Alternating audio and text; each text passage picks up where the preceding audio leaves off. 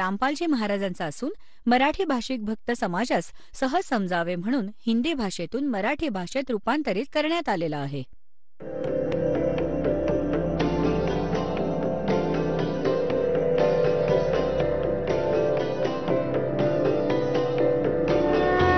और ज्ञान सब ज्ञान डी कबीर ज्ञान सो ज्ञान और जैसे घोड़ा तोब का करता चले मैदान.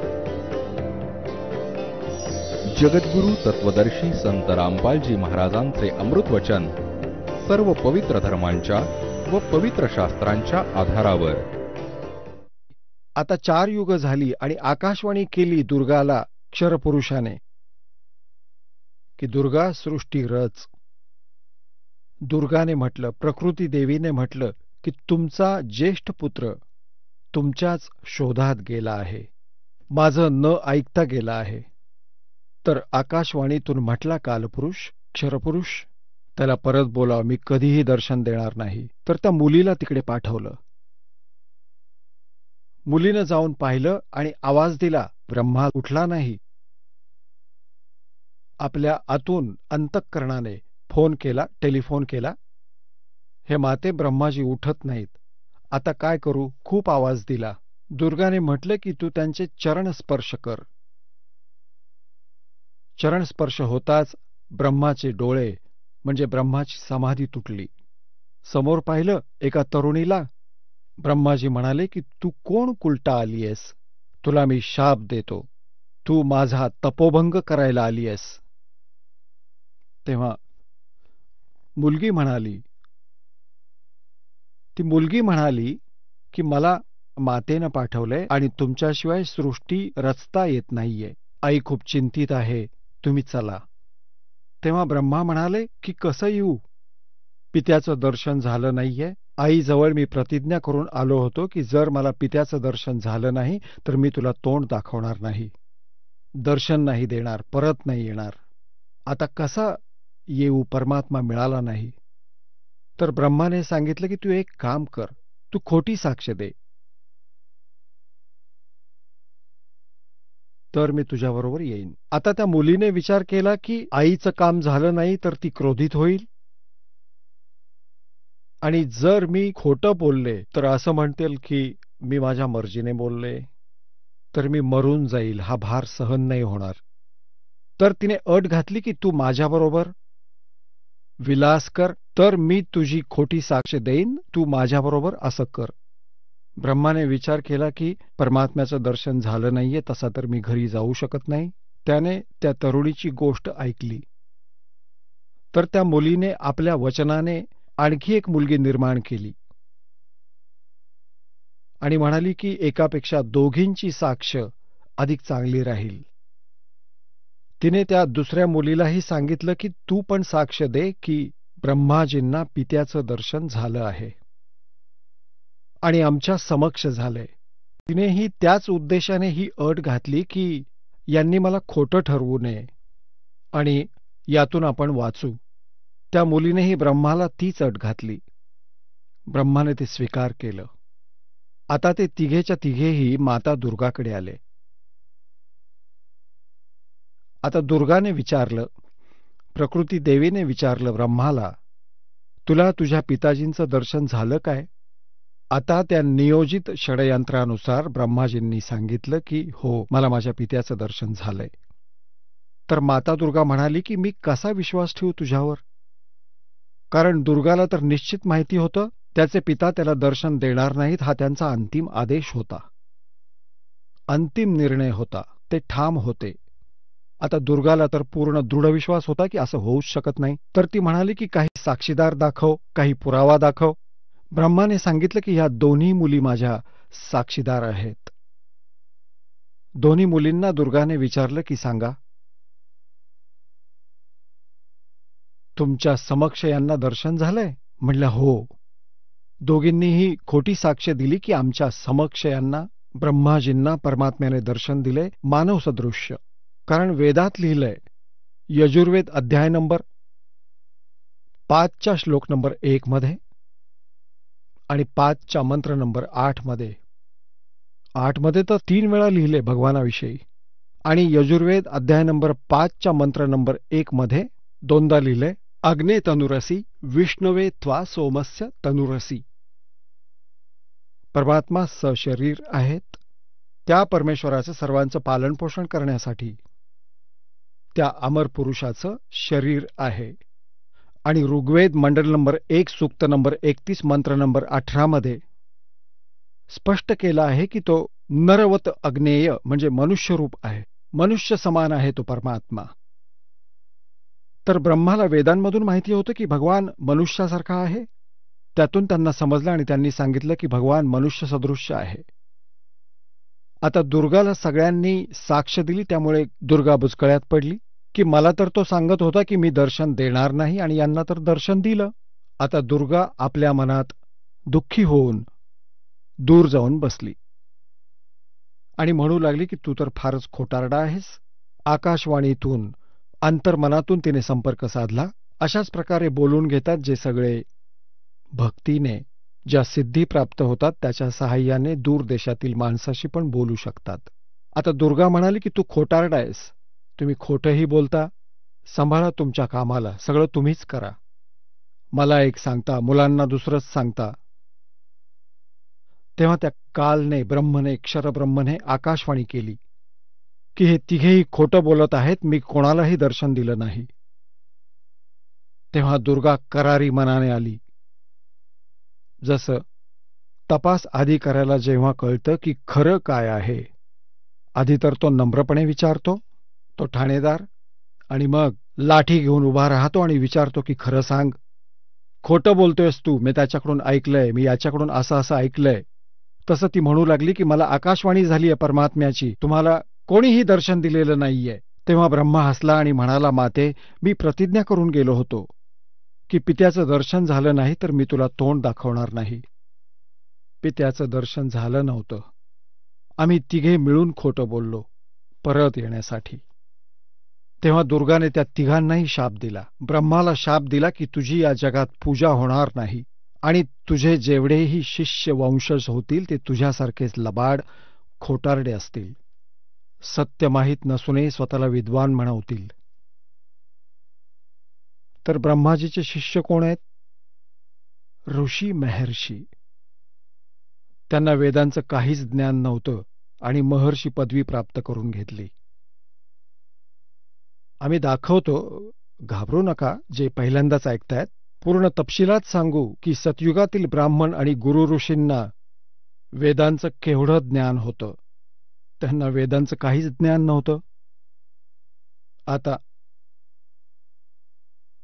ब्रह्माजींना खूप चिंता वाटू लागली की मला शाप दिला, माझी पूजा होणार नाही. ब्रह्मांना भोवळ आली. हा आघात एवढा जोरात लागला त्यांना शापाचा. नंतर दुर्गाने विष्णूंना विचारलं की हे पुत्रा, तू पण आपल्या पित्याचा शोध घे, नाहीतर सृष्टी करण्याच्या नादात समाधी लावून बसशील आणि सृष्टी करण्यात अडचण येईल. विष्णूजी निघाले पित्याच्या शोधात आणि शेषनागाच्या लोकात येऊन पोहोचले. आता पुण्यात्म्यांनो, प्रत्येक प्राण्याने आपली सीमारेषा आखून घेतलेली आहे, सीमा निश्चित केली आहे. जशी बैलाने त्याच्या सीमेत जर कोणी दुसरा बैल आला तर त्याच्याशी भांडू लागतो, तशी कुत्रेही आपली सीमा आखून घेतात. तसंच जेव्हा शेषनागाच्या लोकात विष्णूजींनी प्रवेश केला तर शेषनागाला वाटलं की ह्यानं माझ्या हद्दीत, माझ्या सीमारेषेत एवढ्या निर्भयाने कसा काय प्रवेश केला? ह्याला कोणाची भीती नाही वाटली? मी तर इथला सम्राट आहे. आता जसे विष्णूजी जवळ आले तसे त्याने 1000 फणे बाहेर काढले शेषनागाने आणि 1000 फणांनी विषाचा फुत्कार मारला. जसं धुकं पसरतं तसं विष्णूजींच्या चारही बाजूला त्या विषाच्या फवाऱ्याचं धुकं पसरलं आणि श्री विष्णूजींच्या शरीरावर, पूर्ण शरीरावर असा काळा रंग पसरला. त्या विषामुळे शरीर काळं झालं. आता विष्णूजींनी पाहिलं की ह्या नागाने हे काय केलं? मी तर याला काही बोललो नाही. आगंतुकाबरोबर हा असा दुर्व्यवहार करतो. मी याला काही बोललो नाही, मी याला काही इजा केली नाही. मी तर माझ्या पित्याच्या शोधार्थ आलो होतो आणि याचं इतकं डोकं फिरलंय. आणि विष्णूजींनी विचार केला की आता मारूनच टाकतो ह्या नागकिड्याला.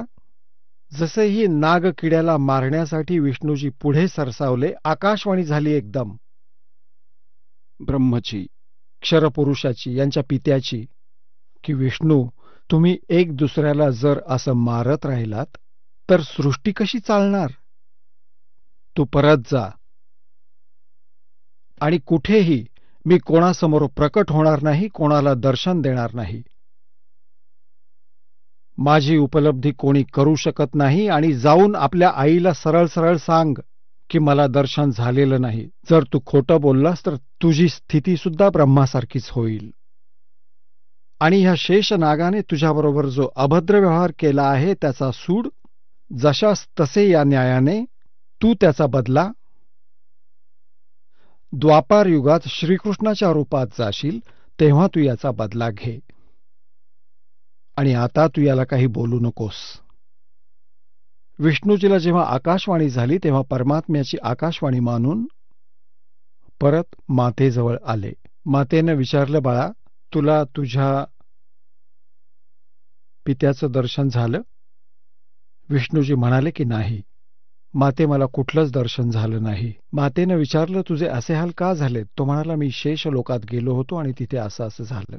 आणि आकाशवाणीतून सांगितलं की आता याला नको मारूस, द्वापार युगात श्रीकृष्णाच्या रूपात तू जाशील तेव्हा तुला याचा बदला घेता येईल. आता दुर्गाने विष्णूजीला कवटाळलं आणि म्हणाले की बाळा, तुला स्थितीचा विभाग दिला जाईल, तुझी पूजा जगात होईल आणि तू खूप सच्चा व्यक्ती आहेस.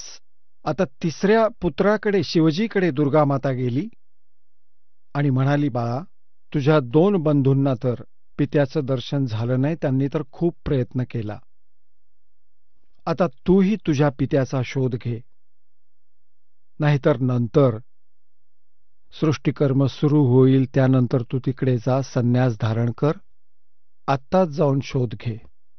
भगवान शिवजींनी शंकरांनी समजदारी केली, म्हणाले, माझ्या दोन्ही मोठ्या बंधूंना पित्याचं दर्शन झालं नाही. ब्रह्माजींनी तर 4 युग समाधी सुद्धा लावली आणि विष्णूजींनी तर तसा भरपूर शोध घेतला. मी तर प्रयत्न पण करणार नाही माते, पण मला एक वरदान दे. दुर्गेला शिवजींनी, तमोगुणयुक्त शिवजींनी म्हटलं की मला एक वर दे माते, की माझा मृत्यू कधीच होऊ नये, मला अमर कर. आता दुर्गा म्हणाली की बाळा, श्रीदेवी म्हणाली की पुत्रा, इथे असं नाही होऊ शकत. ज्याचा जन्म आहे त्याचा मृत्यू होणारच होणार. ही माझ्या आवाक्याबाहेरची गोष्ट आहे. पण मी तुला एक विधी सांगते ज्यामुळे तुझं आयुष्य सगळ्यात जास्त होईल. तर भगवान शिवजी म्हणाले की माता कृपा कर. तर दुर्गा म्हणाली की बाळा, हे आयुष्य वाढवण्याचा एक विधी आहे, मार्ग आहे, की प्राणायाम करून श्वासाला सूक्ष्म कर, एका स्थानावर बसून रहा आणि सूक्ष्म श्वास कमीत कमी घेतल्याने आयुष्य वाढतं, कारण आयुष्य श्वासावर अवलंबून आहे. तर भगवान शंकरांनी हेच शिरोधार्य मानलं आणि म्हणाले, जशी आपली आज्ञा. आपण पाहतो की भगवान शिवजी बऱ्याचदा समाधीस्थच दिसतात. त्यांना तर दीर्घायुष्य आहे. 7 ब्रह्माजींच्या मृत्यूनंतर 1 विष्णूजींचा मृत्यू होईल आणि 7 विष्णूजींच्या मृत्यूनंतर 1 शिवजींचा मृत्यू होईल, तमोगुण शिवजींचा. एवढं मोठं आयुष्य आहे. आणि एका ब्रह्माजींचा आयुर्मान किती आहे? ब्रह्माजींचा 1 दिवस, रजगुण ब्रह्माजींचा 1 दिवस 1000 चतुर्युगा एवढा असतो. आणि तेवढ्याच रात्री. एका चतुर्युगात किती वर्ष आहेत आपल्या मनुष्ययुगात? 43,20,000 वर्ष एका चतुर्युगात. असा 1000 चतुर्युगांचा ब्रह्माजींचा दिवस आणि तेवढ्याच रात्री आहेत. 30 दिवस रात्रींचा 1 महिना, 12 महिन्यांचं 1 वर्ष आणि 100 वर्षांचं ब्रह्माजींचं आयुष्य.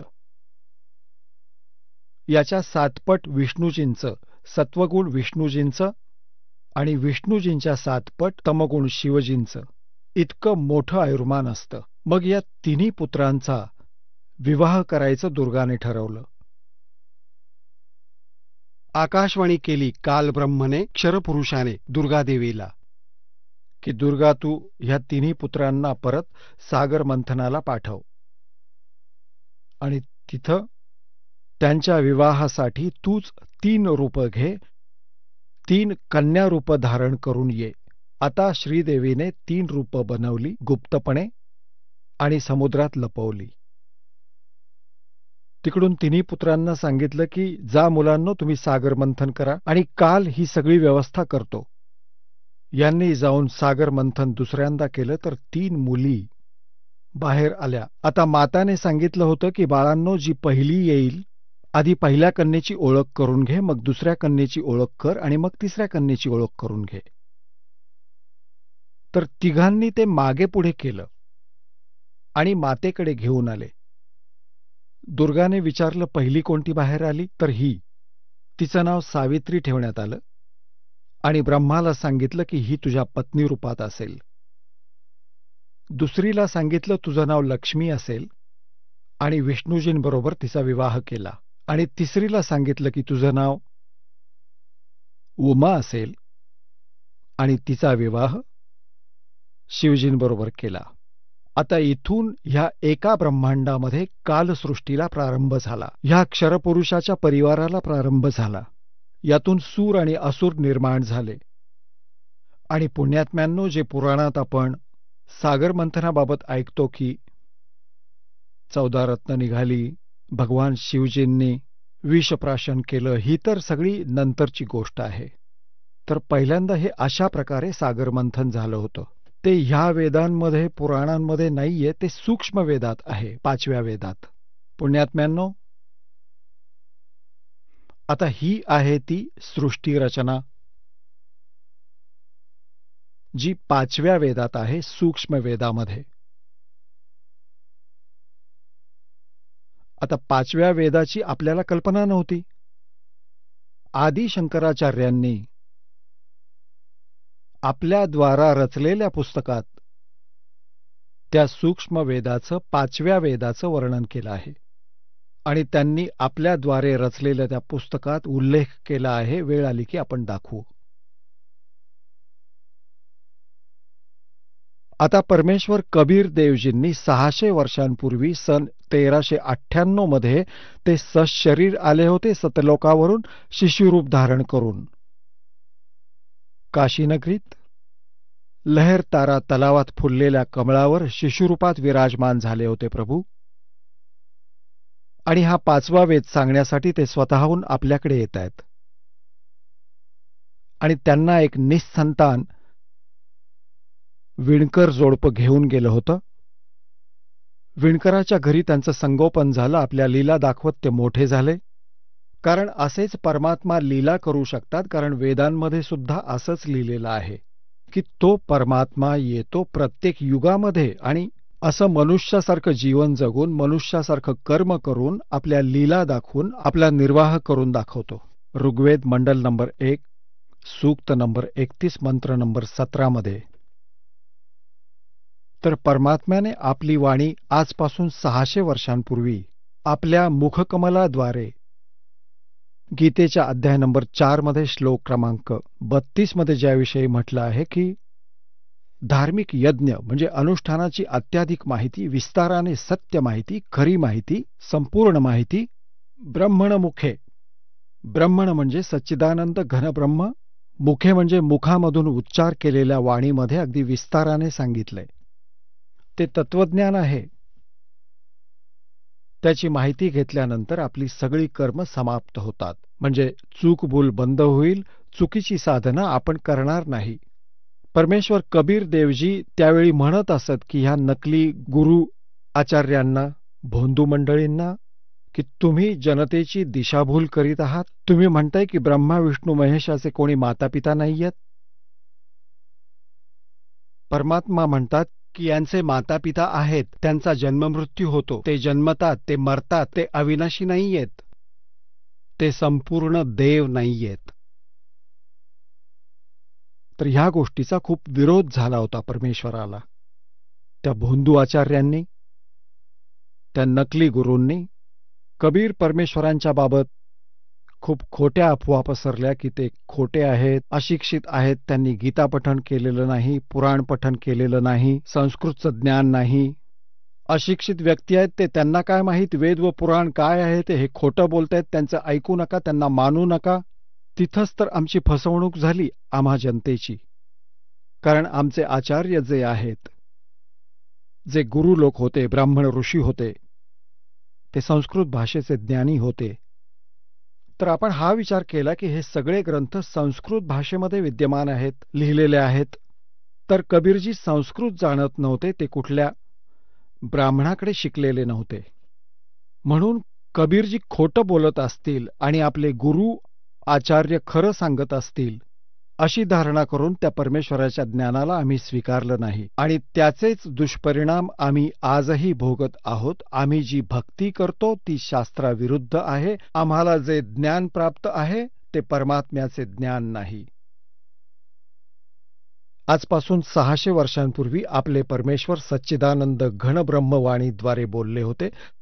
जसं ऋग्वेद मंडल नंबर 9 सूक्त नंबर 86 मंत्र 26 आणि 27 मध्ये, ऋग्वेद मंडल नंबर 9 सूक्त नंबर 82 मंत्र नंबर 1, 2 आणि 3 मध्ये, ऋग्वेद मंडल नंबर 9 सूक्त नंबर 20 मंत्र नंबर 1 मध्ये, ऋग्वेद मंडल नंबर 9 सूक्त नंबर 96 म्हणजे 96 मध्ये, मंत्र 16 पासून 21 पर्यंत. त्यात म्हटले की परमात्मा सतलोकातून चालत येतात.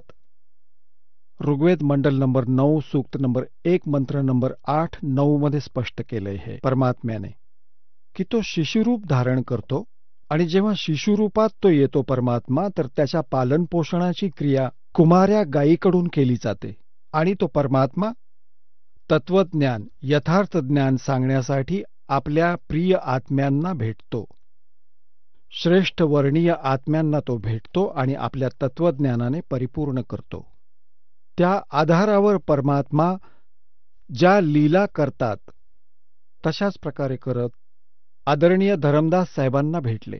चांगल्या आत्म्यांमध्ये ते कोणाकोणाला भेटले? आदरणीय धरमदास साहेबांना भेटले, आदरणीय मलुकदास साहेबांना भेटले, आदरणीय दादूदास साहेबांना भेटले, आदरणीय नानकदास साहेबांना भेटले, आदरणीय गरीबदास साहेबजी गाव छुडाणी जिल्हा जज्जर हरियाणा यांना पण भेटले, आदरणीय घिसादास साहेबजी गाव खेकडा जिल्हा मेरठ उत्तर प्रदेश यांना पण भेटले. तर ते परमात्म्याच्या गुणामध्ये लिहिलं आहे की ते असं करतात की वेद पण त्याची साक्ष देतात. त्याच आधारावर ते धरमदास साहेबांना भेटले, जे बांधवगडचे राहणारे होते, मथुरेला गेले होते परमात्म्याच्या शोधात. तिथे परमात्म्याने सांगितलं की भगवान या तीर्थस्थळांवर नाहीये, तर या सद्ग्रंथांमध्ये लिहिलेल्या विधीतून प्राप्त होईल. आणि धरमदासजी, आपण इथं म्हणत होता की भगवान इथे संचार करत होते श्रीकृष्णजी, पण आता तर ते नाहीयेत. ज्यावेळी संचार करत होते तेव्हा यायचंस तू, आता ते नाहीयेत. आता तू काय शोधायला येतोयस? आपल्या सद्ग्रंथात लिहिलं आहे, त्या सद्ग्रंथांमधून शोधा. काय म्हटले भगवानाने?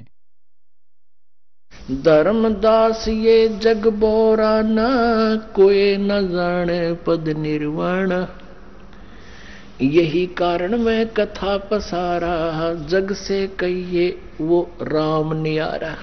परमेश्वर कबीरदेवजींनी ही सृष्टीरचना धरमदासजींना ऐकवली होती. आदरणीय धरमदासजींना परमपूज्य परमेश्वर कबीरदेवजींनी जी कथा दासांनी आपल्याला ऐकवली, ती कथा आदरणीय धरमदास साहेबांना ऐकवली होती. त्यातूनच ती दासांनी आपल्याला ऐकवली. आता ती सच्चिदानंद घनब्रह्मवाणीद्वारे लिपिबद्ध आहे. कबीर सागरमध्ये लिहिलंय, ते वाचून आपल्याला सांगतोय. त्याला कबीर वाणी म्हणतात, सच्चिदानंद घनब्रह्मवाणी म्हणतात, ज्याच्याविषयी गीतेच्या अध्याय नंबर 4 श्लोक नंबर 32 मध्ये सांगितलं आहे की ते सच्चिदानंद घनब्रह्म मुखारविंदच्या वाणीमधून उतरलेल्या अमरवाणीत, कबीरवाणीत लिहिलं आहे. धर्मदास ये जग बोरा न कोई न जान पद निर्वाण, यही कारण मैं कथा पसारा, जग से कहिए वो राम नियारा. यही ज्ञान जग जीव सुनावो, सब जीवों का भ्रम नसावो. अब मैं तुमसे कहूँ चिताई, त्रिदेवन की उत्पत्ती भाई. ह्या तिन्ही देवांची उत्पत्ती मी तुला सांगतो, परमेश्वर म्हणतायत कबीर देवजी, परमपूज्य कबीर परमेश्वरजी. काय सांगतायत की आता मी तुम्हाला तिन्ही देवांची उत्पत्ती सांगतो पुण्यात्म्यांनो.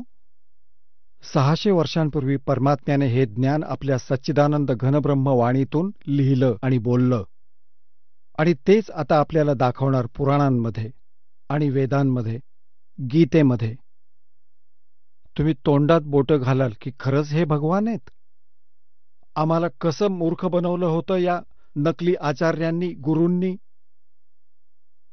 आम्हाला आमच्या अभ्यासक्रमाबाबतही ओळख करून दिली नाही त्यांनी. आमचे अभ्यासक्रम, आमचे सद्ग्रंथ आहेत. याच्या विरुद्ध जे ज्ञान दिलं जातं ते शास्त्राविरुद्ध आहे, अभ्यासक्रमाविरुद्ध आहे. अब मैं तुमसे कहूँ चिताई, त्रिदेवन की उत्पत्ति भाई. कुछ संक्षेप कहूँ गौराई, सब संशय तुमरे मिट जाई. म्हणतायत थोड्या वेळात संक्षिप्तमध्ये सांगतो म्हणजे सगळे संशय दूर होऊन जातील. ज्ञानी सुने सो हृदय लगाई, मूर्ख सुने तो गम ना पाई. ह्या ज्ञानाला जी बुद्धिमान व्यक्ती ऐकेल ह्या कथेला तर हृदयाला लावेल की हेच सत्य आहे, आणि प्रमाण पाहतील सद्ग्रंथांमध्ये, पुराणांमध्ये, वेदांमध्ये, गीतेमध्ये. बुद्धिमान तर हृदयाला लावेल आणि म्हणेल हीच सत्य गोष्ट आहे, आम्हाला कळलं नाही. आणि मूर्खाने ऐकलं तर काही दुःख नाही, त्याला काही समजणारच नाही. तो तर अडाणी माणूस आहे. प्रमाण पाहूनही जो मानत नाही तो अडाणीच ना. ज्ञानी सुने सो हृदय लगाई, मूर्ख सुने तो गम ना पाई. आता मी ज्याविषयी सांगणार आहे ते शहाणे तर समजतीलच. माँ अष्टंगी पिता निरंजन, ये जमदारुण वंशन अंजन. ब्रह्माश्री विष्णुश्री शिवजी यांच्या माता तर अष्टांगी वा दुर्गा आहेत, आणि पिता हे ज्योतनिरंजन क्षरपुरुष क्षरब्रह्म काल आहेत. माँ अष्टंगी पिता निरंजन, ये जमदारुण वंशन अंजन. पहले कीन निरंजन राई, पीछे से माया उपजाई. पहिले तर म्हणत होते की ज्योत निरंजन क्षरब्रह्मचा अंड्यातून जन्म झाला, उत्पत्ती झाली परमात्म्यापासूनच, आणि नंतर दुर्गेची उत्पत्ती केली परमेश्वराने, परमक्षर ब्रह्मने, सत्पुरुष कबीर साहेबांनी. तर मग काय सांगतायत की पहले कीन निरंजन राई, पीछे से माया उपजाई. माया दुर्गाला म्हणतात. माया रूप देख अति शोभा, देव निरंजन तन मन लोभा. दुर्गेच्या सुंदर रूपाला पाहून त्याच्यामध्ये विषय वासना प्रभावित होते, प्रबळ होते. कामदेव धर्मराय सताए, देवी को तुरंत धर खाए. काय म्हणतायत? ह्या काळा अंतर्गत उत्तेजना उत्पन्न झाली आणि दुर्गा त्याच्या मुखातून आत गेली. त्याने अभद्र पद्धतीने तिला आलिंगनात घेण्यासाठी हात पसरवले होते आणि चुंबन घेण्यासाठी तोंड उघडलं होतं वेड्यासारखं. दुर्गा त्याच्या तोंडातून पोटामध्ये गेली. पेट से देवी करी पुकारा, हे साहेब मेरा करो उभारा. टेर सुनी तब हम ता आए, अष्टंगी का बंध छुड़वाए. परमात्मा म्हणतायत की धर्मदासजी मग मी तिथे गेलो दुर्गेजवळ, तर पोटात होती त्याच्या मी बाहेर काढलं तिला. सतलोक में कीन्या दुराचारी, काल निरंजन दीन्यानकारी. माया समेत दिया भगाई, 16 शंख कोस दूरी पर आई. अष्टंगी और ये काल अब दोई, मंद कर्म से गए बिगोई. धर्मराय को हिकमत कीन्या, नख रेखा से भग कर लीना. धर्मराय पण सांगतायत की ह्या काळाने प्रतिज्ञा केली होती परमेश्वरासमोर. परमात्म्याने म्हटलं होतं की तू ह्या आत्म्यांना दुःखी करशील. तो म्हणाला नाही हो, जो जसं कर्म करेल तसं फळ मी त्याला देईन. मी तर धर्माचं राज्य करीन, म्हणून तर धर्मराज म्हणवून घेतो. पण इथे म्हणवून घेतो धर्मराज, पण करतो मात्र सगळा अन्याय. धर्मराज म्हणजे न्यायाधीश. आता हा काळ तसं तर न्यायाधीश म्हणवतो, पण करतो सगळे अन्याय. तर परमात्मा म्हणतात निरंजन धन तेरा दरबार, जा तनिक न्याय विचार. आता काय म्हणतात? धर्मराय को हिकमत कीना, नख रेखा से भग कर लीना. म्हणतायत की दुर्गाची प्रजनन इंद्रिय त्यांनी आपल्या सिद्धी शक्तीने बनवली. ज्योत निरंजन किने भोग बिलासा, माया को रही तब आशा. दुर्गा गर्भवती झाली. 3 पुत्र अष्टंगी जाए, ब्रह्मा विष्णु शिव नाम धराए. होय होय, हे परमात्मा. परमेश्वरांनी स्वतः येऊन आपल्याद्वारे रचलेल्या सृष्टीचं ज्ञान दिलं, विधान दिलं 600 वर्षांपूर्वी. सगळं सांगितलं. आणि तेच आज आपल्या पुराणांमध्ये सांगितलं आहे. तुम्ही पहा, तुम्ही हैराण होऊन जाल. 3 पुत्र अष्टंगी जाए, ब्रह्मा विष्णू शिव नाम धराए. 3 पुत्रांचा जन्म झाला. दुर्गापासून ब्रह्मा, विष्णू, महेश अशी नावं ठेवली. 3 देव विस्तार चलावे, इनमें यो जग धोखा खावे. ह्या तिन्ही देवता ह्या काळाचं, ह्या ब्रह्मांडाचं संचालन करतायत आणि त्यांना सर्वेश्वर मानून हे जग फसलं जातंय. 3 लोक अपने सुत दीन्या, सोन निरंजन बासालीन्या. 3 लोक, पृथ्वीलोक, स्वर्गलोक आणि खाली पाताळ लोक, हे तिन्ही लोक आपल्या पुत्रांना देऊन स्वतः शिखरावर एकांत राहतात. गीता अध्याय नंबर 4च्या श्लोक नंबर 25 आणि 26 मध्ये म्हणतायत, श्रीकृष्णामध्ये प्रवेश करून हा काळ म्हणतोय हा मूर्ख समुदाय मला अव्यक्ताला व्यक्तमध्ये करून मला मनुष्य स्वरूपात आल्याचं मानतायत. मी काही कृष्ण नाहीये, आय एम नॉट कृष्ण. आणि हा म्हणतो की मी कधी कोणाच्या समक्ष प्रकट होत नाही, हा माझा अनुत्तम, हा घाणेरडा नियम आहे माझा. आता जो भगवान, आता जो पिता पुत्रांच्या समक्ष सुद्धा प्रकट होत नाही म्हणजे त्याच्यात काहीतरी दोष आहे, हा चांगला नियम नाहीये त्याचा. म्हणून हा अनुत्तम, घाणेरडा, दोषयुक्त आणि वाईट नियम आहे, अविनाशी नियम आहे. आणि मग म्हणतोय की मी माझ्या योग मायेने लपून राहतो. यातून सिद्ध होतं की तो कुठेतरी आकारात आहे, अव्यक्त आहे. अव्यक्तचा अर्थ निराकार नाही. जसे ढग जमतात सूर्याभोवती तेव्हा तो आपल्याला दिसत नाही, त्याचा काही थोडाफार प्रकाश जाणवतो तरी सुद्धा, पण तो आम्हाला दिसत नाही. तो ढगांपलीकडे अव्यक्त आहे, साकार आहे. जेव्हा दिसताक्षणी तो ढग दूर होताच तो साकार होतो, पण त्याला निराकार नाही म्हणतायत. भगवान दिसला तर साकार आणि नाही दिसला तर निराकार, ही काय व्याख्या झाली भगवानाची? तो साकारच आहे पण नाही दिसत ही वेगळी गोष्ट आहे. त्याला अव्यक्त म्हणू शकतो, जो दिसत नाही, आपण पाहू शकत नाही, ही वेगळी गोष्ट आहे. पण परमात्मा साकार आहे. निराकार आणि साकाराची परिभाषा वेगवेगळी असते. निराकार कधीच दिसत नाही, ज्याचा काही आकारच नाहीये. आणि साकार म्हणजे जो सशरीर आहे, त्याला काही आकार आहे, त्याला साकार म्हणतात. ज्या अज्ञानांना ज्ञान नाही त्यांनी परमात्म्याची भाषा बदलून टाकली आपल्या अज्ञानीपणामुळे. तर तो तत्वज्ञानहीन प्राणी आहे. तो स्वतःच म्हणतो की मी लपून राहतो, कधी कोणाच्या समोर येत नाही. हीच सच्चिदानंद घनब्रह्माची वाणी सांगतीये, कबीर वाणी. ये ज्योत निरंजन सुन ठिकाणा, म्हणजे वरती 21व्या ब्रह्मांडाच्या वरच्या स्थानावर राहतोय. और ब्रह्मा विष्णू शिव भेद न जाण्या. ब्रह्मा विष्णू महेशला पण माहिती नाही ते कोण आहेत, कसे आहेत, कुठे आहेत. 3 लोक अपने सुत दीन्या, सोन निरंजन बासालीन्या.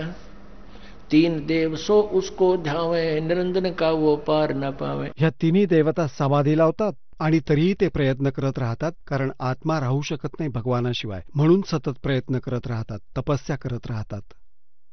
पण त्याचं रहस्य कळू शकलं नाही. सुरुवातीला त्यांनी प्रयत्न केला पण नाही कळू शकलं. म्हणून दुर्गाने त्यांना सांगितलं की ते निराकार आहेत.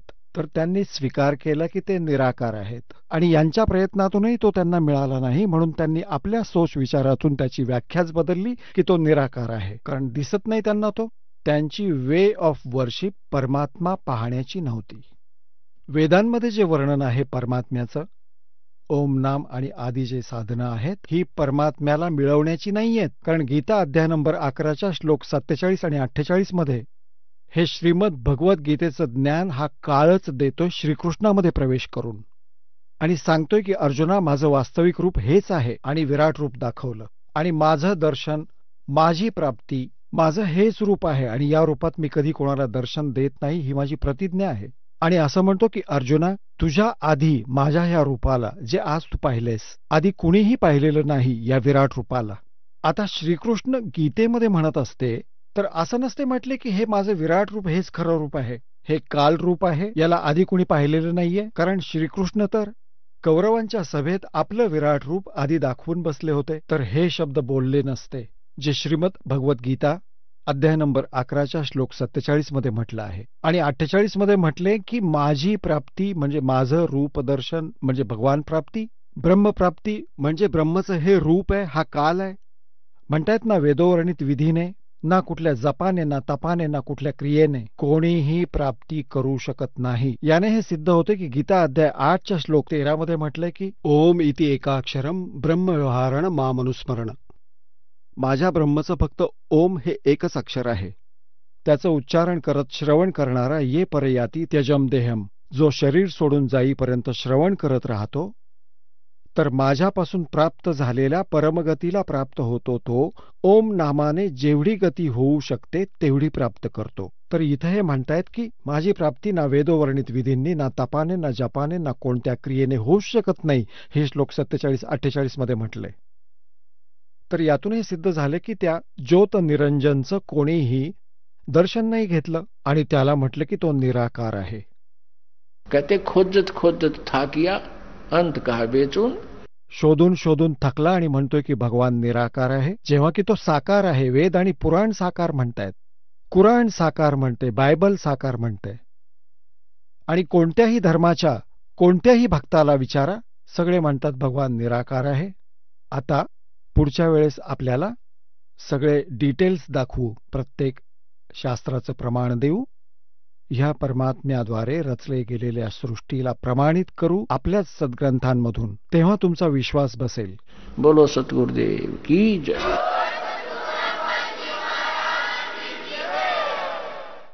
पुण्यात्म्यांनो, तुम्ही सगळे सृष्टीच्या रचनेविषयी ऐकत आहात. जोपर्यंत तुम्ही ह्या सृष्टीच्या रचनेविषयी जाणणार नाही, तोपर्यंत तुम्ही ह्या आध्यात्मिक ज्ञानाला, तत्वज्ञानाला नाही समजू शकणार आणि ना कुठल्या सद्ग्रंथाला समजू शकणार. ही जी सृष्टी रचना आहे ती हे समजा की एक मास्टर की आहे. सर्व सद्ग्रंथांना समजण्याची, त्यांचा खजिना बघण्याची ही मास्टर की आहे, म्हणजेच मुख्य किल्ली आहे. म्हणूनच तुम्हा सर्वांना परत परत सृष्टीच्या रचनेचं ज्ञान अत्याधिक दिलं जातं. आता सृष्टी रचनेमध्ये आपण परमेश्वर कबीर देवजींद्वारा रचलेल्या आपल्या सृष्टीचं ज्ञान त्यांच्याच द्वारे सांगितलेलं ह्या दासाच्या मुखारविंदमधून ऐकलं. ते आत्तापर्यंत आपल्याला शब्दशः ऐकवलंय, तोंडी ऐकवलंय. आता त्या सृष्टी रचनेविषयी आपले सद्ग्रंथ काय सांगतात? पुण्यात्म्यांनो, ज्याप्रमाणे विद्यार्थी शाळेत जातात, त्यांचा एक अभ्यासक्रम, पाठ्यक्रम त्यांचा निश्चित असतो. अभ्यासक्रम एक विशेष असतो आणि जे शिक्षक अभ्यासक्रमानुसार मुलांना शिकवतात, ज्ञान देतात, तेच योग्य शिक्षक असतात. आणि जे शिक्षक अभ्यासक्रमाबाहेरचं ज्ञान देतात ते शिक्षक योग्य नाहीत. ते अध्यापक मुलांच्या हिताचे नाहीत, त्यांच्या जीवनाचे नाशक आहेत. तर पुण्यात्म्यांनो, जे सद्ग्रंथाच्या विरुद्ध ज्ञान, शास्त्राच्या विरुद्ध ज्ञान जे संत सांगत आहेत आणि शास्त्रविधी त्यागून मनमानीचं आचरण करीत आणि करवून घेत आहेत, शास्त्रविधी त्यागून मनमानी पूजा करतायत, ते नाही स्वतः कुठला लाभ मिळवत आहेत जीवनाचा, नाही त्यांचे अनुयायी. यासाठी श्रीमद भगवद्गीता अध्याय 16 श्लोक 23 आणि 24 मध्ये सांगितलं आहे. 23 मध्ये म्हटलंय की शास्त्रविधी सोडून जे कोणी मनमानी आचरण करतात त्यांना ना काही सुख मिळत आणि ना त्यांची काही गती असते आणि ना कोणती सिद्धी प्राप्त होत. अर्थात व्यर्थ. श्लोक 24 मध्ये म्हटले की म्हणून अर्जुना तुझ्यासाठी कर्तव्य आणि अकर्तव्याच्या व्यवस्थेत शास्त्रच प्रमाण आहे. कर्तव्य म्हणजे जी शास्त्रानुसार साधना आहे, जी साधना आपण केली पाहिजे, आणि अकर्तव्य म्हणजे जे करण्यास अयोग्य आहे ते सद्ग्रंथांमधूनच जाणता येतं. कोणी आपले लोकवेद दंतकथा ऐकवतात, त्याचा आपण स्वीकार केला नाही पाहिजे. तर आत्तापर्यंत जे ब्रह्माजी, विष्णूजी, शिवजींना हे म्हणत आलेले आहेत की पवित्र हिंदू धर्माच्या हे शास्त्राविरुद्ध ज्ञान देणारे आचार्य, गुरु, ऋषी, महर्षी हे सांगत आले आहेत की ब्रह्मा, विष्णू आणि शिव हे अजरामर आहेत, त्यांचे कोणी माता पिता नाहीयेत आणि संपूर्ण ब्रह्मांडाचे रचनाकार हेच आहेत. तर ते शिक्षक योग्य नाहीत. ते शास्त्रविधी त्यागून लोकवेद सांगत आहेत. लोकवेद काय असतं? ऐकीव ज्ञान, जे कुठे प्रमाणित नसतं. आता तुम्हाला दाखवतो श्रीमद देवी भागवत, श्री ब्रह्मा, श्री विष्णू, श्री शिव यांच्याविषयी काय माहिती सांगतात. आपण हे पहा, श्रीमद देवी भागवत, सचित्र मोटा टाइप, केवल हिंदी, गीता प्रेस गोरखपूर इथून प्रकाशित. याचे कोण आहेत? संपादक हनुमान प्रसाद पोद्दार, चिमणलाल गोस्वामी. प्रकाशक आणि मुद्रक आहेत गीता प्रेस गोरखपूर, गोविंद भवन कार्यालय, कोलकाता का संस्थान. 3ऱ्या स्कंदात 123व्या पानावर 3रा स्कंद.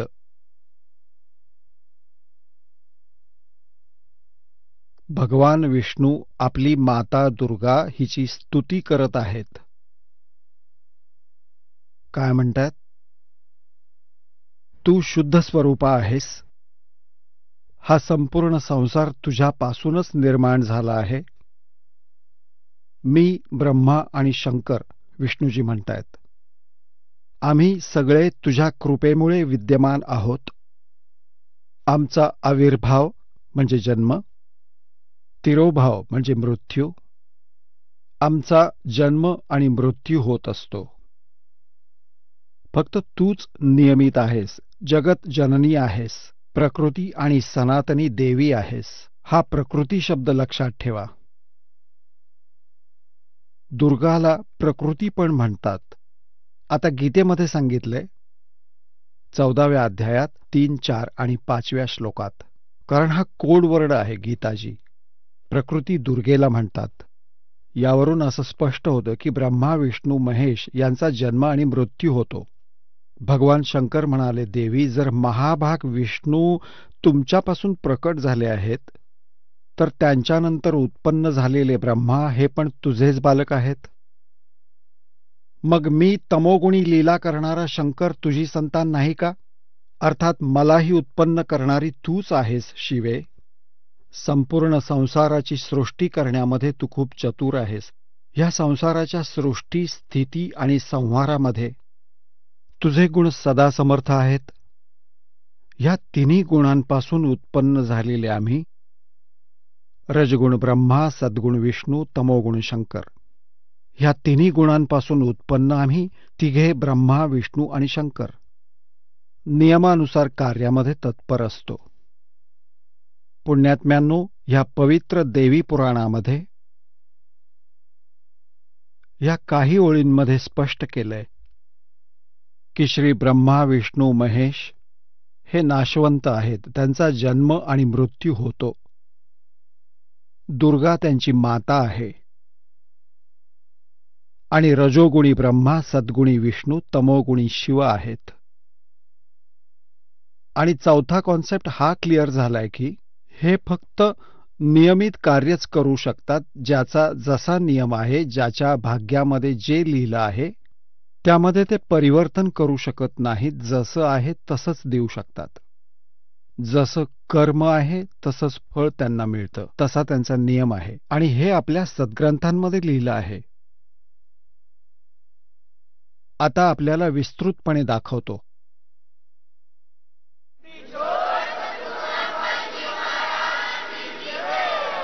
चला आता आपण त्या श्रद्धाळूंचे अनुभव जाणून घेऊयात, ज्यांनी जगद्गुरू तत्वदर्शी संत रामपालजी महाराजांकडून दीक्षा प्राप्त केलेली आहे, तसेच त्यांच्याद्वारा सांगितलेल्या भक्ती मार्गावर चालत आहेत. नमस्कार. सतसाहेब, आपलं नाव? माझं नाव वर्षा राजेश भावसार. आपण कुठून आलात? मी धुळे जिल्हा महाराष्ट्र येथून आलेली आहे. आपला व्यवसाय काय आहे? मी BCom LLB केलेला आहे आणि मी लॉ प्रॅक्टिस करते. मी ॲडव्होकेट आहे. मी धुळे, नाशिक आणि मालेगाव येथे प्रॅक्टिस करते. संत रामपालजी महाराजांची गुरुदीक्षा आपण कधी घेतली? मी संत रामपालजी महाराजांची नामदीक्षा 2013 मध्ये घेतलेली आहे. संत रामपालजी महाराजांची गुरुदीक्षा घेण्याअगोदर आपण व आपला परिवार कोणती भक्ती साधना करत होतात?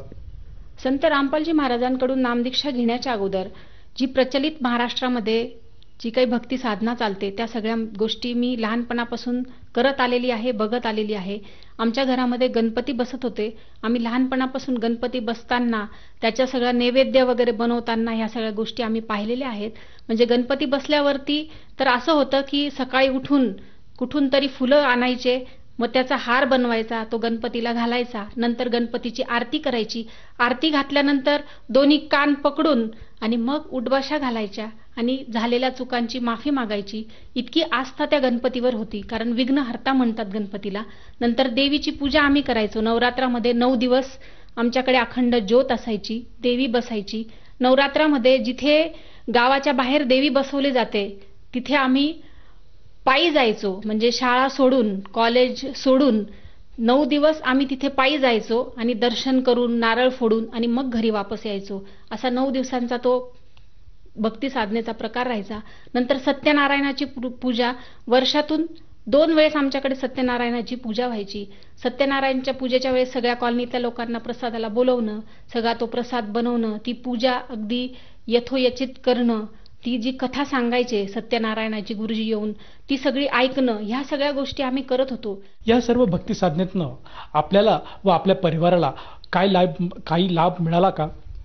नाही सर, या भक्ती साधनेतून जसं मला लक्षात येतंय त्यानुसार मला लाभ तर मिळाला नाहीये. उलट माझ्या आईची जी मृत्यू झालेली आहे ती भयंकर मृत्यू झालेली आहे. माझ्या आईला ब्रेन ट्यूमर झाला आणि त्या ब्रेन ट्यूमरमध्ये माझी आईचा मृत्यू झालेला आहे. माझी आईचं मी जे लहानपणापासून जे बघत आलेले आहे की तिने खूप साधना केली, तिची देवावर खूप श्रद्धा होती, देवीला ती खूप मानत होती. पण लहानपणापासून हे सगळं पाहत असताना सुद्धा 2012 मध्ये मी तिची अशी परिस्थिती पाहिलेली आहे की कुठलाही देव तिच्यासाठी धावून आला नाही, कुठलीही केलेली साधना तिला मिळाली नाही, त्याचं तिला फळ मिळालं नाही. लहानपणी जे आम्ही तिच्याकडे बघत होतो, ती जी व्रत उपवास करत होती, आम्ही पण तिच्यासोबत ते सगळं करत होतो. पण 2012ला जेव्हा तिला ब्रेन ट्यूमर झाला तेव्हा तिला हे सगळं काहीच कामात आलं नाही. म्हणजे आम्ही जवळ जरी तिच्या बसलेलो असलो, बेड रिडन होती ती, तिच्या जवळ जर बसलेलो असलो आणि तरी तिला असं ओळखू नव्हतं येत की तिची मी मुलगी आहे किंवा माझं नाव काय आहे किंवा काय आहे. तिला काहीच समजत नव्हतं, बोलता पण येत नव्हतं आणि तिला शेवटी दिसत पण नव्हतं. म्हणजे अशी भयंकर मृत्यू मी माझ्या डोळ्यात देखत पाहिलेली आहे. जसं की तुम्ही सांगत आहात की जी अगोदरची साधना तुम्ही करत होतात त्या साधनेपासून तुम्हाला कुठल्या प्रकारचा लाभ नाही मिळाला, या उलट तुमच्या आईची परिस्थिती गंभीर होत गेली आणि ती अंथरुणाला खिळून अखेर तिचा शेवट झाला. तर संत रामपालजी महाराजांच्या साधनेबद्दल आपल्याला कशी माहिती मिळाली? संत रामपालजी महाराजांची साधना जी आहे ती अगोदर माझ्या मिस्टरांनी नाम घेतलं 2012ला. म्हणजे माझ्या आईची मृत्यू झाल्यानंतर त्यांनी ते नाम घेतलं आणि नंतर मग मला ते ज्ञान हळूहळू लक्षात आलं. पहिले तर माझा ह्या ज्ञानाला विरोध होता, कारण गुरुजी म्हणजे रामपालजी महाराज जे सांगतात की पिछले पाप कर्म से हरी चर्चा ना सुहाय, तसंच माझ्या बाबतीत होतं. 4 महिने मी माझ्या नवऱ्याला, माझ्या पतीला ह्या ज्ञानाबद्दल म्हणजे जे त्यांनी रामपालजी महाराजांकडून नाम घेतलं होतं त्याला खूप विरोध केला. मला हे मान्य नव्हतं की रामपालजी महाराजांना गुरु मानणं, भगवान मानणं आणि त्यांच्याकडून मंत्र घेणं हे मला मान्य नव्हतं. पण जसं जसं मी गुरुजींचं सत्संग, रामपालजी महाराजांचं सत्संग पाहिलं आणि ज्ञानगंगा पुस्तक जेव्हा मी वाचलं त्याच्यामध्ये जी दुर्गा देवीची जी काही उत्पत्ती किंवा सृष्टीची जी उत्पत्ती जी दाखवली आहे त्याच्यामध्ये जे मला दिसलं की खरंच माझ्या आईला जो प्रॉब्लेम झाला तो त्या दुर्गा देवीच्या तपश्चर्येमुळे किंवा दुर्गा देवीची जी साधना तिने केली त्याच्यामुळे जो तिला त्रास झाला ते मला लक्षात आलं. इतकं भावविव्हर होऊन त्या सगळ्या गोष्टी करत असताना सुद्धा जेव्हा लक्षात येतं की खरंच कुठेतरी काहीतरी चुकतंय, कारण लहानपणी भगवद्गीता आम्ही पाठ करायचो, म्हणायचो, शाळेमध्ये जे शिकवलं जायचं त्याच्यामध्ये असं म्हटलेलं आहे की ओम तत् सत फक्त 3च मंत्र सांगितलेले आहेत आणि आमच्या गुरुने आम्हाला वेगळाच मंत्र दिलेला आहे, ओम भगवते वासुदेवाय नमः. मग तो ओम वासुदेव भगवते नमः हा मंत्र तर त्याच्यामध्ये नाहीये. ओम तत् आणि सत हे 3 मंत्र आहेत. मग हे ओम तत् सत काय आहे, हे लहानपणीचे प्रश्न आहेत. नंतर भगवद्गीतेत काय सांगतात की इंद्रियामध्ये मन मी आहे. मग मन जर कृष्ण भगवान स्वतः आहे आणि एकीकडे कृष्ण भगवान पुढे सांगतात की त्या मनाचं तू ऐकू नको अर्जुन, मन तुला विषय वासनांकडे घेऊन जाईल. मग या अशा काही सगळ्या गोष्टी ज्या लहानपणापासून मी पाहिल्या, ज्या सगळ्या मला दिसल्या आणि नंतर जेव्हा मी रामपालजी महाराजांचं सत्संग ऐकलं आणि मग ह्या सगळ्या गोष्टींचा मी जो एक सार निघला त्याच्यातून असं समजलं की खरोखर रामपालजी महाराजांचं ज्ञानच खरं आहे आणि सत्य आहे. आणि मग 2013ला मी रामपालजी महाराजांची शरण ग्रहण केली. जसं की तुम्ही सांगत आहात की तुम्ही संत रामपालजी महाराजांकडनं नामदीक्षा जी घेतली ती पूर्णपणे त्यांना परखून बघितल्यानंतरच घेतली. तर जेव्हा तुम्ही नामदीक्षा घेतली तर त्या नामदानाचा तुम्हाला काही लाभ झाला का? हो, नक्कीच. म्हणजे रामपालजी महाराजांकडून नाम घेतल्यानंतरच मला पहिला लाभ म्हणजे मला थायरॉइडचा खूप प्रॉब्लेम होता. थायरॉइडचा प्रॉब्लेम असा म्हणजे हायपर थायरॉइडकडे माझं कन्व्हर्जन होत होतं. म्हणजे चिडचिड करणं, रागवणं, संताप करणं, इतका क्रोध झाला होता की म्हणजे माझ्या मुलांनी जर काही केलं तरी मला ते सहन नव्हतं होत. म्हणजे मी इतकी चिडून बोलायची, एकदम संताप व्हायचा. पण जसं मी नाम घेतलं आणि जसं रामपालजी महाराजांनी माझ्या डोक्यावर हात ठेवला आणि त्यांनी सांगितलं की हे तुझं ठीक होऊन जाईल, तर ते खरोखरच माझं ठीक झालं. मला 1 महिन्यामध्ये तो परिवर्तन मला दिसलं आणि मला तो लाभ झाला. आता तुम्ही थायरॉइडसाठी काही औषधी घेता आहात का? नाही सर, जसं मला रामपालजी महाराजांनी आशीर्वाद दिला, जसं मला रामपालजी महाराजांनी प्रसाद दिला नामदीक्षेनंतर आणि माझा थायरॉइड पूर्णपणे बरा आहे. मला कुठल्याही प्रकारचं गोळ्या औषध मला काही लागत नाही. आणखीन काही लाभ झाला का? हो, एक तर महत्त्वपूर्ण लाभ मला असा सांगायचा आहे सर तुम्हाला की माझ्या मुलीला पॅरालिसिसचा अटॅक आला होता. म्हणजे ती 14 वर्षाची असेल, 9वीला होते ती. म्हणजे आम्ही नाम घेतलं होतं गुरुजी रामपालजी महाराजांकडून. 2 महिने झाले होते आम्हाला नाम घेण्याचे. मला असं वाटतं की ती माझी परीक्षा असेल, कारण नाम जेव्हा मी घेतलं तेव्हा मी जेव्हा टीव्हीवर सत्संग बघायचे तेव्हा बाकीचेच लोक मला अनुभव सांगताना दिसायचे. महाराष्ट्रातलं मला कोणी अनुभव सांगताना दिसलं नाही त्यावेळेस. तर तेव्हा मला थोडंसं डोक्यात आलं होतं माझ्या की म्हटलं हे तिकडचेच लोक दिसत आहेत ज्यांना अनुभव येतोय, महाराष्ट्रातलं तर कोणीच दिसत नाहीये. तर तो मला अनुभव असेल जो रामपालजी महाराजांनी दाखवून दिला असेल किंवा भगवानने दाखवून दिला असेल की घे बाई तू अनुभव मागते तर तुझ्याच जवळ तो अनुभव तुला दाखवतो बा मी. माझ्या मुलीला पॅरालिसिसचा अटॅक आला होता. माझ्या मांडीवर माझी मुलीची झालेली ती घटना आहे. माझ्या मुलीला पॅरालिसिस अटॅक आला तेव्हा तिचा हा जो चेहरा आहे तो पूर्णपणे कर्व्ह होऊन तो एका साईडला झाला होता. तिचे डोळे पांढरे होऊन गेले होते, ते डोळे वरती नेले होते तिने. तिचं हे जे खालचं होठ असतं ते जांभळासारखं सुजून ते पूर्ण वाकडं होऊन गेलं होतं, खाली लटकून गेलं होतं. पूर्णपणे माझी मुलगी ज्याप्रमाणे ऊस रस काढण्यासाठी त्या यंत्रामध्ये टाकलं जातं आणि तो जसा पिळून निघतो त्याचप्रमाणे माझी मुलगी माझ्या मांडीवर पूर्णपणे पिळून निघाली होती. तिची दातखिळी पूर्ण बसलेली होती. माता म्हटलं अशा वेळेस करायचं काय? जर आम्ही त्या पोझिशनला माझ्या मुलीला उचलून जर दवाखान्यात नेलं असतं तर तुम्ही पण बघतायत सर किंवा सगळी दुनिया पण बघते की पॅरालिसिस झालेले लोक पूर्णपणे बरे होत नाहीत. ते जिवंत राहतील पण किंवा नाही पण राहणार किंवा पूर्णपणे कोणीच बरं होत नाही. काही ना काही त्यांच्यामध्ये डिफॉल्ट असतोच, फॉल्ट असतोच. पण रामपालजी महाराजांचं नाम घेतल्यामुळे आम्ही परमात्म्याची दया समजा की आम्ही एवढं दृढ होऊन गेलो होतो. म्हणजे माझे मिस्टर तर एवढे दृढ होते की रामपालजी महाराजच भगवान, तेच करतील, दुसरे कोणी करू शकत नाही. आम्हाला जे नाम घेतल्यानंतर, मंत्रदीक्षा घेतल्यानंतर चरणामृत म्हणून छोटी बाटली दिली जाते, प्रसाद म्हणून एक छोटीशी पुडी दिली जाते. तर ते चरणामृत आम्ही कपाटात ठेवलेलं होतं. जसं माझ्या मुलीला हा अटॅक आला, माझ्या मिस्टरांनी ते कपाटात ठेवलेली बाटली काढली आणि तिच्या तोंडात टाकायला सुरुवात केली. दातखिळी तर बसलेली होती, काही चरणामृत तिच्या तोंडात गेलं आणि काही खाली पडलं. पण जसं ते खाली पडलं तिच्या होठावर पडायला लागलं तसा जो पिळलेला होठ होता तो सरळ होऊन जागेवर बसला. तिचा जो चेहरा होता सर तो हळूहळू परत त्या जागेवर यायला लागला. तेव्हा मला कळलं की नाही, आता जे पण होईल ते त्या बाटलीने होणार आहे. माझ्या मिस्टरांनी पूर्णपणे बॉटल हळूहळू करून तिच्या तोंडामध्ये ती ओतली आणि जसजसं सगळं ते हळूहळू तिच्या शरीरामध्ये जायला सुरुवात झाली, तसतसं सर इतका अचंबित माझ्यासमोर झालेला चमत्कार आहे. माझी मुलगी जी एवढी पिळून निघलेली होती ती पूर्णपणे बरी आहे, पूर्णपणे सरळ झाली. म्हणजे अवघ्या 3 तासामध्ये माझी मुलगी माझ्या हातात मला जशी आहे तशी मिळाली. जर मी दवाखान्यात नेली असती, ती जर कुठल्या अंगाने वाकडी राहिली असती, तिचा जर चेहरा तशाचा तसा राहिला असता, तर सगळा पैसा एकीकडे आणि मुलगी एकीकडे अशी माझी परिस्थिती झाली असती. पण परमात्म्याच्या दयाने, रामपालजी महाराजांच्या कृपेने मला हे सगळं चमत्कार मला समोर दिसलेला आहे. म्हणून आज ब्रह्मा विष्णू महेश जरी खाली आले आणि त्यांनी जरी सांगितलं की तू ही भक्ती करते ती चुकीची आहे, तर मी त्याच्यावर विश्वास ठेवणार नाही, तर फक्त रामपालजी महाराजांवरच विश्वास ठेवेल. कारण खरोखरच त्यांचं ज्ञान म्हणजे ज्ञान आहे.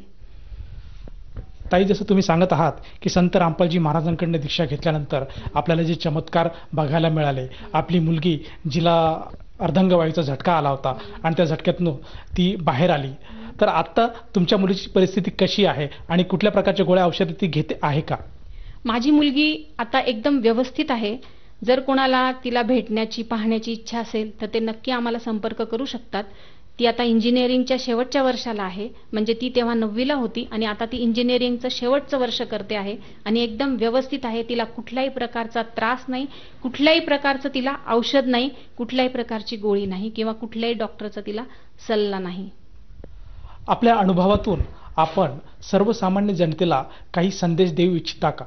मी सर्वसामान्य जनतेला, सुशिक्षित वर्गाला ही प्रार्थना करते की रामपालजी महाराजांचं ज्ञान समजून घ्या. रामपालजी महाराजांची जी पुस्तकं आहेत, ज्ञानगंगा, जगण्याचा मार्ग, हे जे पुस्तक आहेत त्याला वाचून बघा. जर मी हे ज्ञान समजून घेतलं नसतं, फॉर एक्झाम्पल जसं मी माझ्या नवऱ्याला पहिले विरोध केला, तो जर विरोध मी कंटिन्यू ठेवला असता आणि मी जर ते ज्ञान घेतलं नसतं, तर माझी मुलगी आज माझ्या हातात जिवंत नसती किंवा जिवंत असती तर ती वेगळ्या परिस्थितीमध्ये असते. हा मला या ज्ञानाच्या आधारावर मी त्या निकषापर्यंत पोहोचले. तसंच माझी सर्व समाजाला, सुशिक्षित समाजाला प्रार्थना आहे की आपलं जे जीवन आहे ते व्यर्थ गमवू नका. कारण कबीर साहेबांनी सांगितलेलं आहे, मानुष जन्म दुर्लभ है, मिले ना बारंबार, तरुवर से पत्ता टूट गिरे, बहुर नहीं लगता डार. माणसाचा जन्म व्यर्थ गमवण्यासाठी नाही, तर सद्भक्ती प्राप्त करण्यासाठी आहे आणि ती सद्भक्ती फक्त रामपालजी महाराज देऊ शकतात, त्यांचं ज्ञान देऊ शकतं. जर कुणा व्यक्तीला संत रामपालजी महाराजांकडनं गुरुदीक्षा किंवा नामदीक्षा घ्यायची असेल तर ती व्यक्ती नामदीक्षा कशी घेऊ शकेल? रामपालजी महाराजांकडून जर नामदीक्षा घ्यायची असेल तर एकदम सोपं आहे. जे आता टीव्ही स्क्रीनवर जी खाली पट्टी चालू आहे त्या पट्टीवरती नंबर फ्लॅश होत आहेत, तर त्या नंबरला तुम्ही संपर्क करा. तुमच्यापर्यंत ज्ञानगंगा पुस्तक पण येईल, जगण्याचा मार्ग पुस्तक पण येऊ शकतं. तुम्हाला नामदान सेंटरचा पत्ता, फोन नंबर सगळं तुमच्यापर्यंत अवेलेबल होऊ शकतं. कारण महाराष्ट्रामध्ये आता ठिकठिकाणी नामदान केंद्र सुरू आहेत आणि त्यामुळे तुम्हाला नामदीक्षा सहज मिळू शकते. या नामदीक्षेसाठी किती खर्च येतो? हा खूप चांगला प्रश्न विचारला सर तुम्ही. या नामदीक्षेसाठी खर्च तर काहीच येत नाही. उलट रामपालजी महाराज आपल्याकडून नामदीक्षेनंतर जे काही साहित्य लागणार आहे, मंत्राचं कार्ड, 3 वेळेसची जी आरती म्हटली जाते त्या आरतीचं पुस्तक, फोटो, या सगळ्या गोष्टी तुम्हाला फ्री मिळतात. इथे पैशाचा विषयच नाहीये सर. इतकं अनमोल ज्ञान परमात्मा सहज देतायत, रामपालजी महाराज सहज देतायत. त्याला पैसा एकदम शून्य गोष्ट आहे, म्हणजे पैसा तिथे लागतच नाही. निशुल्क नामदीक्षा आहे. धन्यवाद. सत साहेब.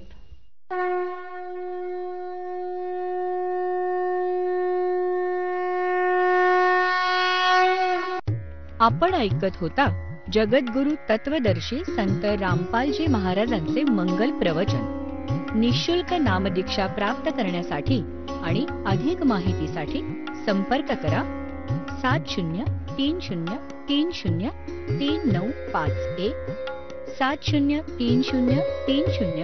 7030303952. आमची वेबसाईट आहे www.jagadgururampalji.org. सर्व पवित्र धर्मांच्या व पवित्र शास्त्रांवर आधारित प्रमाणित अनमोल पुस्तक ज्ञानगंगा किंवा जगण्याचा मार्ग यापैकी कोणतेही एक पुस्तक निशुल्क मागवण्यासाठी आम्हाला आपले पूर्ण नाव, पूर्ण पत्ता, पिनकोड सहित आणि फोन नंबर लिहून 7030303951 7030303952 नंबरवर SMS करू शकता किंवा आम्हाला 7030303950 नंबरवर व्हॉट्सअप देखील करू शकता.